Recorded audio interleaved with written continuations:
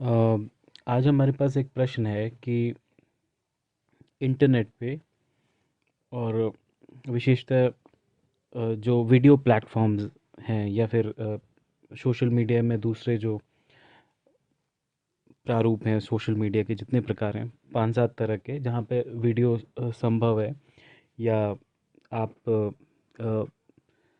Regular interval पे अपनी post रख सकते हैं, अपनी बात कह सकते हैं। ऐसा आपके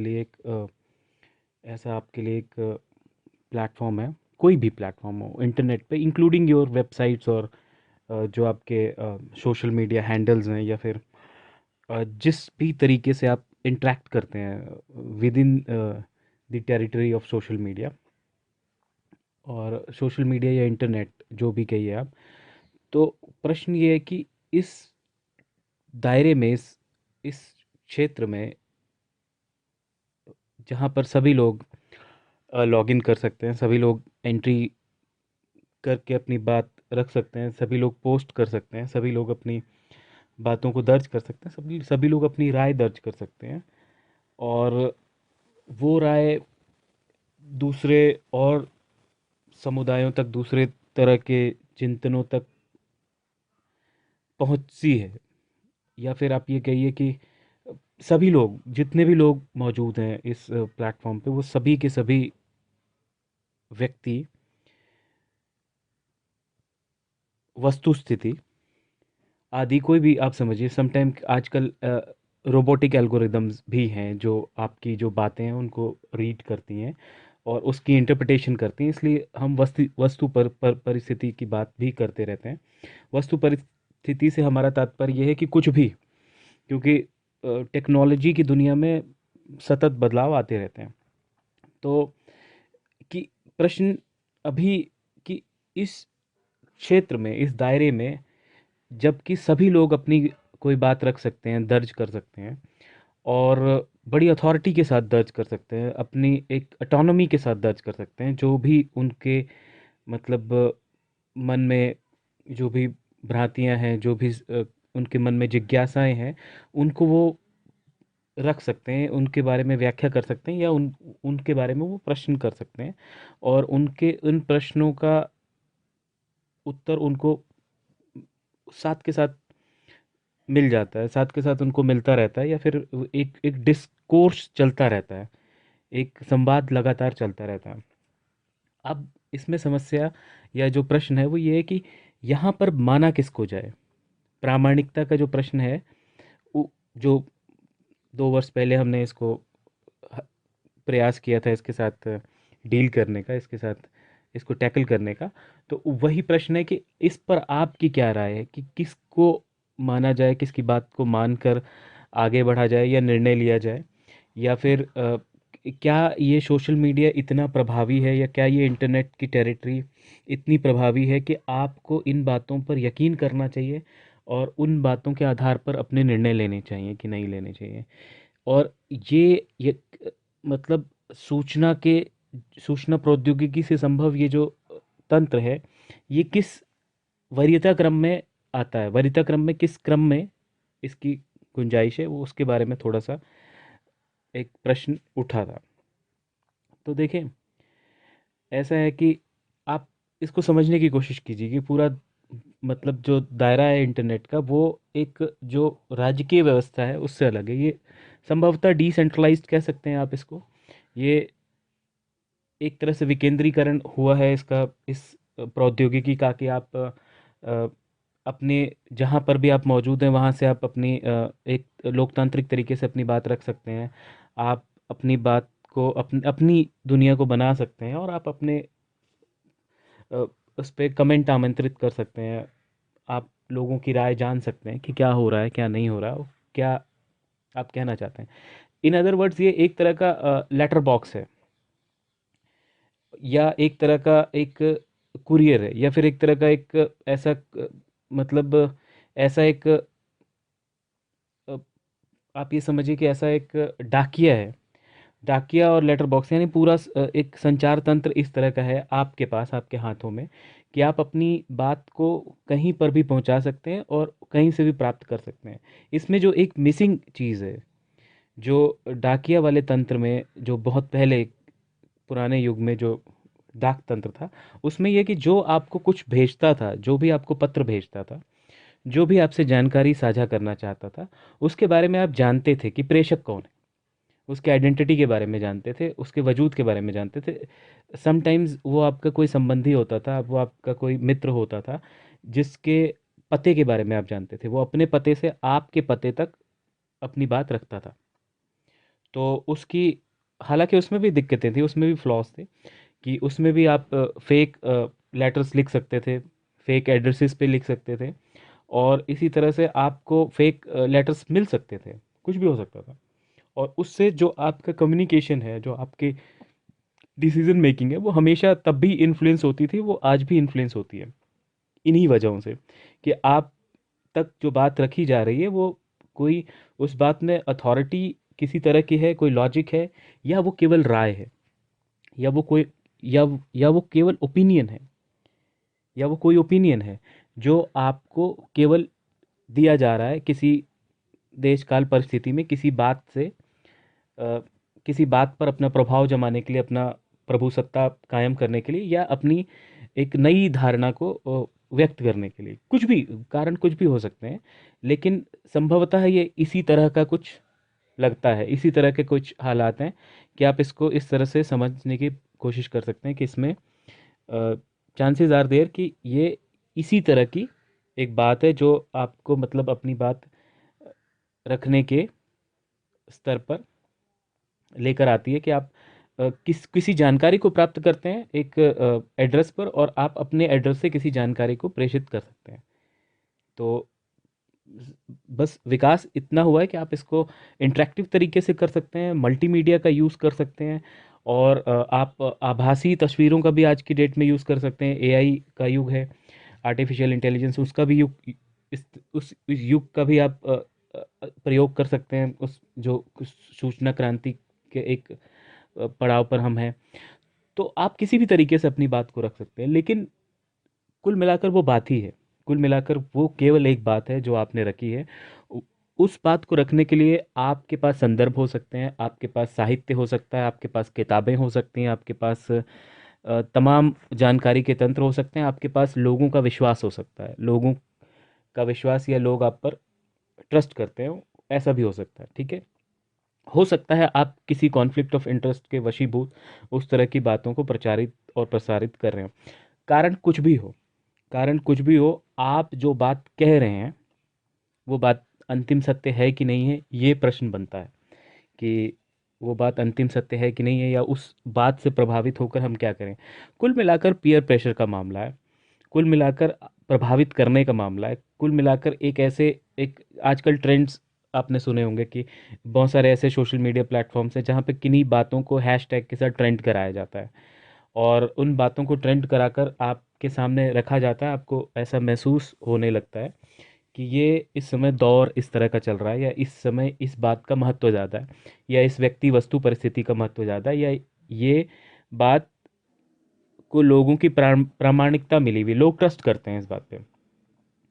तो देखिए, इसमें आपको बहुत गहरे से ये देखना है, क्योंकि ये एक डिसेंट्रलाइज टाइप का प्लेटफॉर्म है, लोकतांत्रिकरण इसका ज़रूर हुआ है, लेकिन इसमें आपके पास ये समझिए कि इसमें जो फोर्स आपसे बात कर रही है, जो प्लेटफॉर्म आपसे बात कर रहा है, जो एड्रेस आपसे बात कर रहा है, वो कितना प्रामाणिक है, कितना सत्य के करीब है, कितना वो सत्य को कहना चाहता है और क्यों कहना चाहता है। इस तरह के तमाम प्रश्न उसके साथ जुड़े होते हैं, कि वो आखिर यदि कोई बात कहना चाहता है, किसी बात को रखना चाहता है, तो उसके पीछे कारण क्या है, उसके पीछे उसकी जिज्ञासाएं क्या हैं। ये सब प्रश्न लगातार बने रहते हैं। पुराने समय में, या फिर कुछ वर्ष पहले, कुछ दशकों पहले, कुछ जो राजकीय व्यवस्था द्वारा चलाए जो प्लेटफॉर्म्स होते थे ब्रॉडकास्टिंग के, जहाँ पर आप मल्टीमीडिया या इंटरेक्टिव जो कम्युनिकेशन है उसका लाभ प्राप्त करते थे, हाल ही में एक दो दशक पहले या कुछ सालों पहले, उनमें ये होता था कि एक ब्रॉडकास्टिंग कम्युनिकेशन मिनिस्ट्री हो, या फिर एक क्या कहते हैं, एक व्यवस्था बनी होती थी जिसके कुछ नियम होते थे, वो नियामक द्वारा संचालित होती थी। तो जब नियामकों द्वारा संचालित होती थी तो उसमें कुछ नियम ये भी होते थे कि आप क्या कह सकते हैं, क्या नहीं कह सकते, किस चीज़ को प्रभावित कर सकते हैं, किस चीज़ को प्रभावित नहीं कर सकते। विकेंद्रीकरण की स्थिति में ऐसा नहीं है। आप कुछ भी कह सकते हैं, आप किसी भी चीज़ को प्रभावित कर सकते हैं, आप पर देश काल परिस्थिति के नियम लगभग लागू नहीं होते हैं, और जो नियम जिस उस विकेंद्रीकृत प्लेटफॉर्म के हैं वो नियम बड़े सटल हैं, बड़े सतही हैं, और उन सतही नियमों को बहुत लोग जो गलत मतलब मानसिकता वाली स्थिति रख सकते हैं, कोई भी रख सकता है। फर्ज कीजिए कि कोई ल्यूर करना चाहता है किसी बच्चे को, किसी बच्चे को कोई ल्यूर करना चाहता है। ल्यूर का मतलब ये है कि वो अ, उसको कंडीशन करना चाहता है अपने अकॉर्डिंग। तो वो 20 आदमी हायर कर सकता है, यदि वो एक रईस आदमी है, एक धनी व्यक्ति है, या मान के चलिए वाइस वर्सा, महिला पुरुष कोई भी हो। यदि वो किसी भी मतलब बच्चे को, टीनेज को, या फिर किसी प्रौढ़ व्यक्ति को ल्यूर करना चाहता है, कंडीशन करना चाहता है, अपने अकॉर्डिंग ढालना चाहता है, अपने अकॉर्डिंग बनाना चाहता है, तो आप ये सोचिए कि ये विकेंद्रीकृत प्लेटफॉर्म इस स्थिति में है कि आप मैनिपुलेट हो सकते हैं बड़े आराम से, और आपको लगेगा कि आपके सामने तो सिर्फ वीडियोस आ रहे हैं, या आपके सामने तो कुछ संदेश आ रहे हैं, या आप स्क्रॉलिंग कर रहे हैं, और स्क्रॉलिंग के बाद आपको नया संदेश आपकी रुचि के अनुसार आ रहा है। रुचि एक अलग स्थिति है। आपकी मन स्थिति को बदल कर आपसे कोई निर्णय करवा लेने का सामर्थ्य दूसरी स्थिति है। हालांकि इसमें एफर्ट लगता है। एक इंडिविजुअल विकेंद्रीकृत व्यवस्थाओं में या लोकतांत्रिक व्यवस्थाओं में कोई व्यक्ति इस कार्य को आसानी से नहीं कर सकता, क्योंकि व्यक्ति की राय सब जानते हैं कि वो एक व्यक्ति की राय है। हम कहीं से भी उसको किसी भी प्लेटफॉर्म पे सुन रहे हैं, वो एक व्यक्ति की राय है, और उससे कोई प्रभावित नहीं होता है।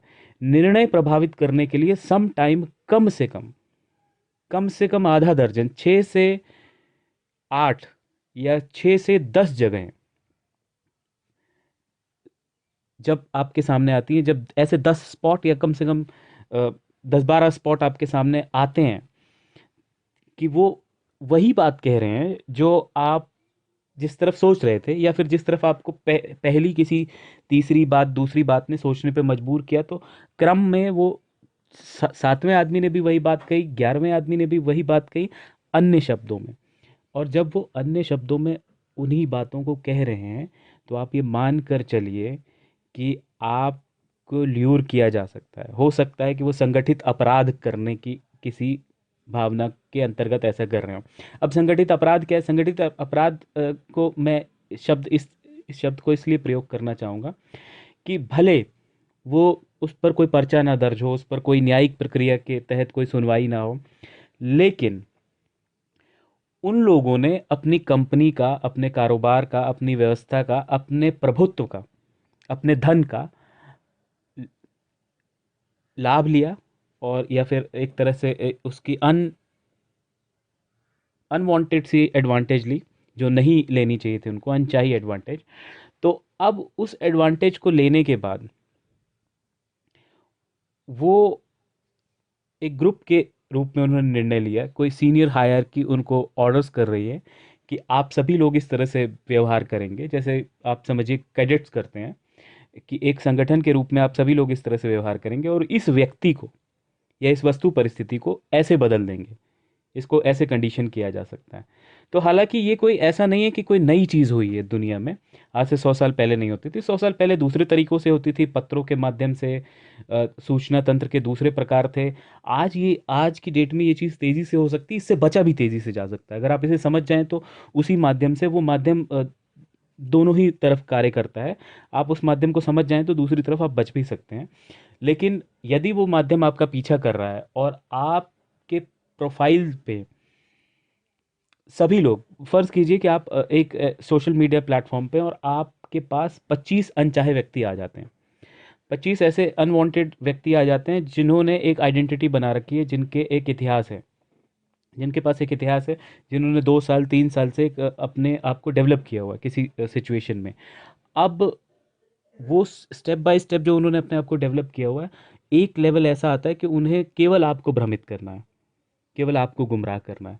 तो आप, क्योंकि आप ये देख रहे हैं कि 2 साल पुराना इनका प्रोफाइल है, 4 साल पुराना इनका प्रोफाइल लेकिन आप ये नहीं जानते कि उनका कॉन्फ्लिक्ट ऑफ इंटरेस्ट क्या है, वो किसके द्वारा अधिकृत हैं, कौन उनको संचालित कर रहा है, किसके अंतर्गत वो कार्य करते हैं। ये इस तरह के 50 प्रश्न और आते हैं जिनको समझेंगे आप, तब आप इसको तय कर पाएंगे कि क्या आपको गुमराह किया जा रहा है, क्यों आपको गुमराह किया जा रहा है, उस गुमराह करने से उनको लाभ क्या है, और आपकी जीवन की कहानी में कौन सा ऐसा बदलाव है जो वो ला सकते हैं। और ऐसा ये नहीं कि नया, ये टेक्नोलॉजी के युग में आज से 100 साल, 200 साल, 400 साल पहले भी होता था। पुराने युग में अ, ये समझिए कि आज से 1000 वर्ष पूर्व के भारत में इसको आप अय्यारी कह सकते हैं। इसको आप ऐसी कला कह सकते हैं कि मतलब जिसमें आप एक रहस्यमय तरीके से भेष बदल कर जाने वाला व्यक्ति, एक जासूस, एक कोई ऐसा कार्य जो अपनी बात को दूसरे तरीके से रखकर दूसरे राजा की या दूसरे राज्य की या दूसरे किसी हालात की पूरी परिकल्पना को बदल सकता है। उसकी उसकी पूरी जो उसकी पूरी स्टोरी लाइन है उसको चेंज कर सकता है। तो खेल आपकी स्टोरी लाइन को चेंज करने का हो सकता है। ठीक है। तो कुल मिलाकर अन्य शब्दों में बात ये है कि सवारी अपने सामान की खुद जिम्मेदार है।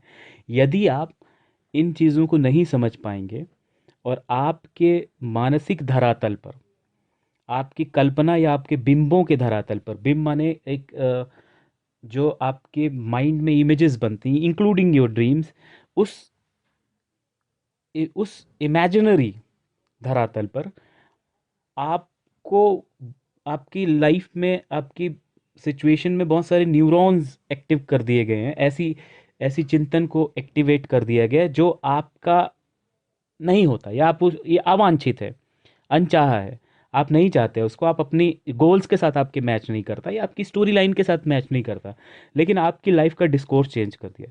हालांकि ये भी भाग्य के प्रकार में आता है, और ये बहुत बड़ा प्रकार है, क्योंकि जब अब इस प्लेटफॉर्म पे आप समझिए कि हम भाग्य की बात करते हैं, तो ये भाग्य को प्रभावित करने वाला बहुत बड़ा वर्तमान में घटक है।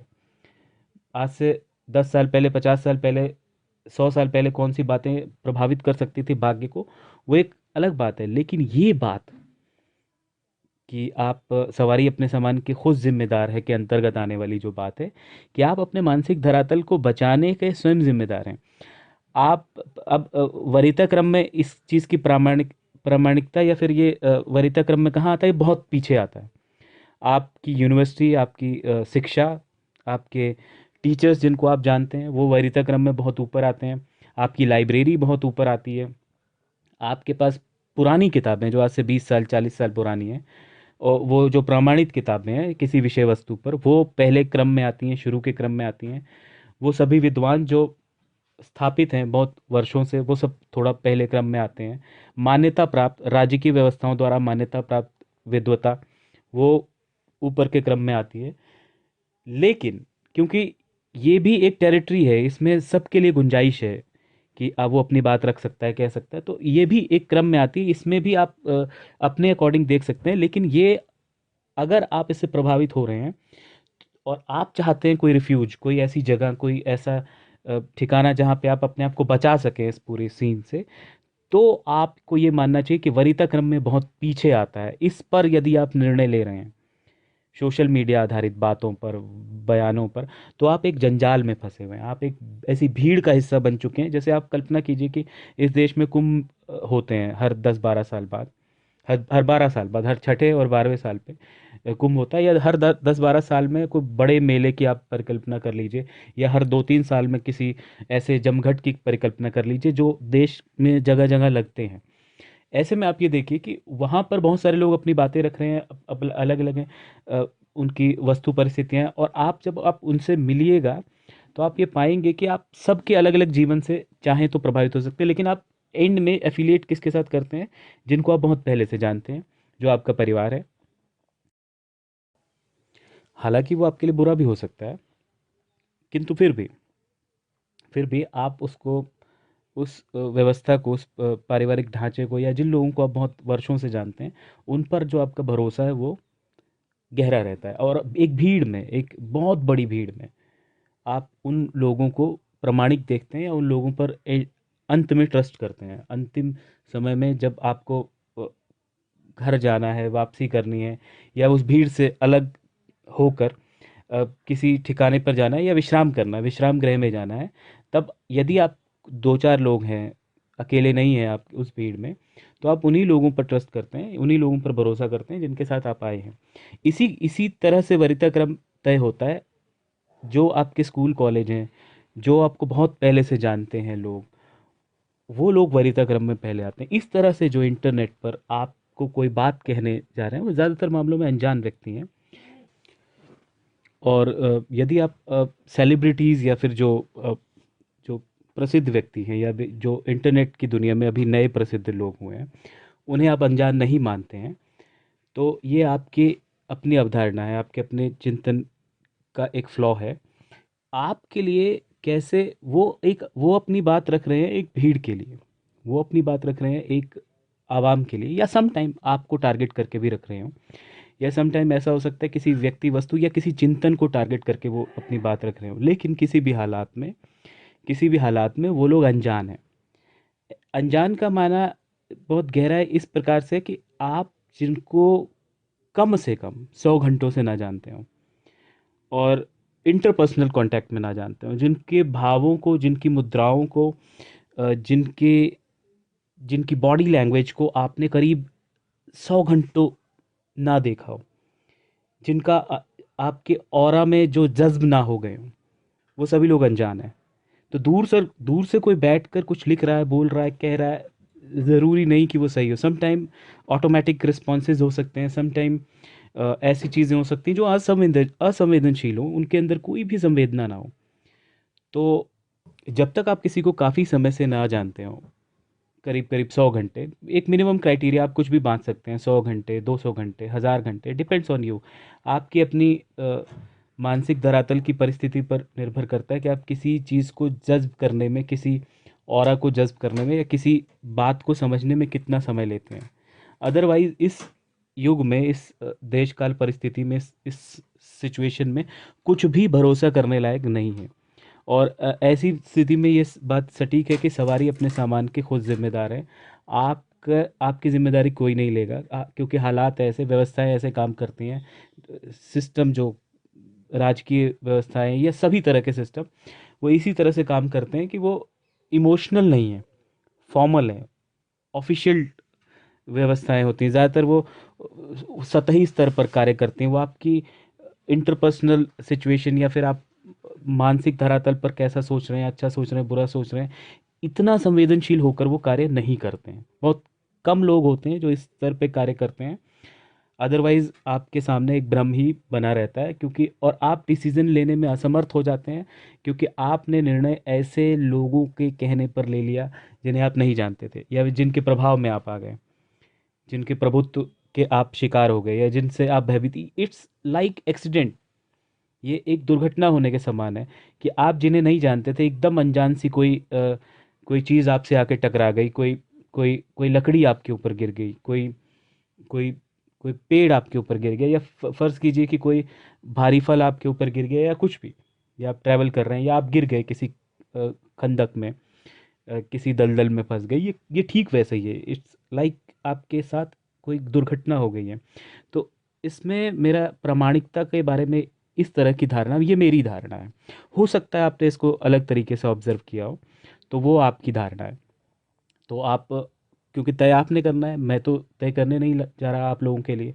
तो जो भी श्रोता हैं, जो जो भी छात्र हैं, जो इस बात को सीखने की कोशिश कर रहे हैं, दर्शन के जो तमाम पहलुओं को जानने की कोशिश कर रहे हैं, या एक दार्शनिक मंतव्य को जानने की कोशिश कर रहे हैं, उनसे मेरा यही कहना है कि लॉजिकल रहना बहुत मुश्किल होता है।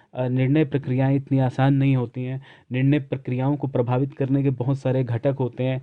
तमाम ऐसी संस्थाएं, तमाम ऐसे लोग हैं जो आपकी संभावनाओं को देखकर आपको अपनी तरफ कर लेना चाहते हैं, और अपनी तरफ कर लेने के पीछे उनके मंतव्य लाभ से जुड़े हो सकते हैं, तमाम और कारण हो सकते हैं। वो स्वयं को एक युद्ध में पा सकते हैं। उनको ऐसा लग सकता है कि यदि आप का सामर्थ्य किसी दूसरे सामर्थ्य के साथ कोई संगठन बना लेगा, तो उनके संगठन का क्या होगा, उनकी वस्तु परिस्थितियों का क्या होगा, उनके लाभ का क्या होगा। इस तरह की परेशानियां, इस तरह के सोच लोगों को बेचैन करती है। वो दुर्घटना करवाने पर मजबूर होते हैं। तो ये सारी चीज़ें लोगों के मनोभावों में चलने वाले द्वंद्व का नतीजा है। तो हो सकता है, इसलिए भरोसा बनाना, भरोसा करना, वो भी इंटरनेट की दुनिया पे, बिल्कुल सोच समझकर, बिल्कुल 50 बार सोच समझकर करने वाला कार्य है, या घंटों की प्रक्रिया है। हम लोग तो मैं टाल देता हूँ निर्णय। मैं निर्णय लेता ही नहीं। तमाम ऐसे निर्णय होते हैं जो हफ्ता हफ्ता, 10-10 दिन, कई कई महीनों बाद लेता हूँ। और उसके पीछे रीज़न ये रहता है कि मैं चेक करना चाहता हूँ कि आज 10 लोग ये बात कह रहे हैं ऑनलाइन प्लेटफॉर्म पे, तो क्या एक हफ्ते बाद भी उसी तरह की धारणा बनी है? क्या 6 महीने बाद भी उसी तरह की धारणा बनी है? तो फॉलोअप में यदि पाया जाता है कि नहीं, ये मंतव्य, ये विचारधारा, ये चिंतन कई महीनों तक उसी तरह बनी हुई है, तब आप जाकर उन पर निर्णय लेते हैं। तो ये इतना आसान नहीं है। त्वरित निर्णय, तात्कालिक निर्णय आपको किसी खंदक में, किसी दुर्घटना में फंसा सकते हैं। और यदि आप उससे परेशान होते हैं तो आप अपने जिम्मेवार स्वयं हैं, लगभग स्वयं हैं। हालांकि अपराध हुआ है आपके साथ, हालांकि दुर्घटना हुई है, लेकिन ये दुर्घटना मानसिक धरातल की है, जो आपने स्वयं, आपसे करवाई गई है, जो आपसे करवाई गई है, जो आपको बाध्य करके करवाई गई। It's like virtual kidnapping. तो ये जो वर्चुअल किडनैपिंग के जो एनवायरनमेंट हैं, इन पर कैसे रहा जाए, इन पर कैसे बचा जाए, इन पर कैसे अपने विचारों को बचाया जाए, इन पर कैसे अपने चिंतन की शीतलता को बनाए रखा जाए, ये इतना आसान नहीं है। तो it takes time and it takes work. ठीक है ना? तो ये बहुत संघर्ष का मामला है। तो हम ये कहेंगे कि आप बने रहें हमारे साथ, इन प्रश्नों को साझा करें जो आपके मन में इन इन इससे जुड़े हुए आते हैं। तो हम इस पर अपनी राय रखने की कोशिश करेंगे। बाकी आप अपनी तरफ से इसको ज़्यादा समझने का प्रयास करें, क्योंकि आप जिस पर्टिकुलर वस्तु परिस्थिति में, उसमें हम नहीं हैं। हम केवल उन दार्शनिक अवलंबों को आपके सामने रख सकते हैं जो हमें, जो ज्ञात हैं हमारे लिए। हो सकता है बहुत सारी ऐसी अज्ञात चीज़ें जो आपके सामने घटित हो रही हों, हमें ना पता हो। हम एक ब्रॉडर पर्सपेक्टिव लेकर आए हैं, माइक्रो पर्सपेक्टिव, या जो उसका सूक्ष्म परिदृश्य है, वो आप जानते हैं।